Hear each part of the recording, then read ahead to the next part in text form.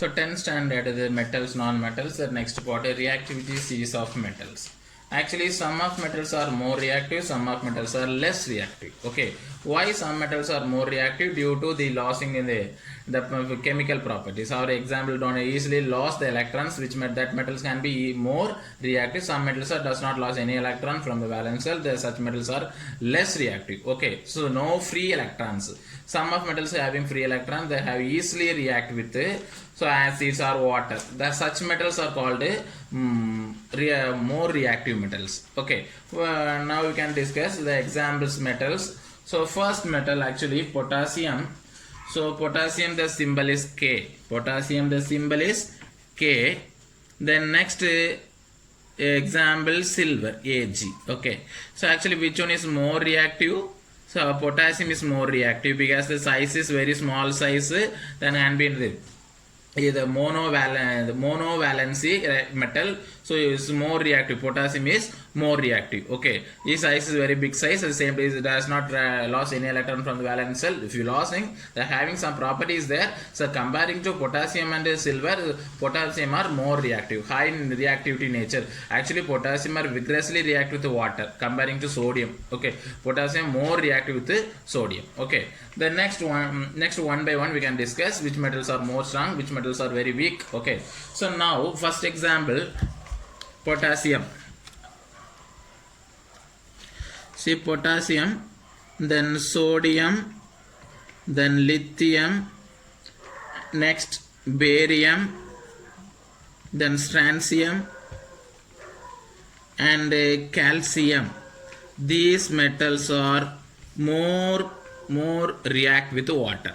Okay, these metals are more and more react with water. So reactivity high. This is a high reactive metal. Okay, high reactive.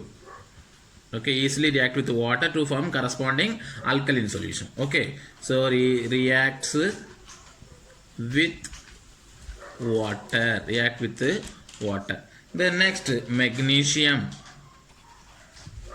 Magnesium, aluminium.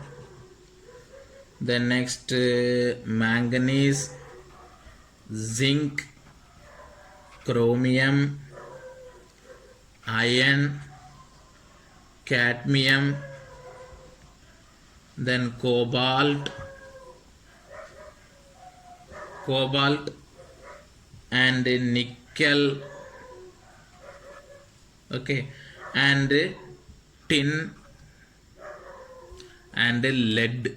Okay, actually this magnesium to lead, Al. Okay, so magnesium to lead, these metals are comparing to first potassium, sodium, lithium, barium, strontium, cerium, less reactive. Okay, comparing to sodium, potassium and magnesium, these metal till calciums are more reactive, then magnesiums are less reactive comparing the first one. So these are actually these metals react with acids.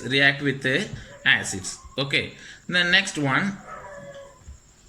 Next, so what are the metals? Magnesium, aluminum, manganese, zinc, chromium, iron, cadmium, cobalt, nickel, tin and lead. Okay, the next one, hydrogen. The hydrogens are include for comparison. Okay, hydrogens, leave that down. The next, antimony. Next one, antimony, bismuth, Sp symbol, antimony. The next, bismuth,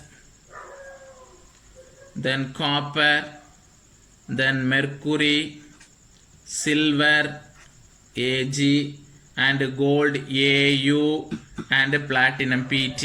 Okay, so antimony, bismuth, copper and mercury, silver, gold and platinum is a highly unreactive. These metals are highly unreactive. You cannot be react with easily to any solution. Okay, so very less reactive. Actually highly unreactive. They said already these are unreactive. For an example, cobalt to copper. So cobalt to copper, which is more reactive? Cobalt is more reactive.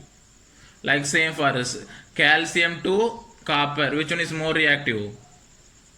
Which one is more reactive? So calcium is more reactive comparing to the copper. Okay. For an example, calcium can be reacted with water to form calcium hydroxide. Copper does not react with the water.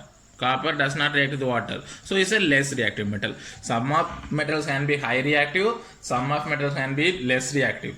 Some of metals are highly unreactive. Unreactive metals were arsenic, antimony, bismuth, copper, and mercury, silver, and gold and platinum.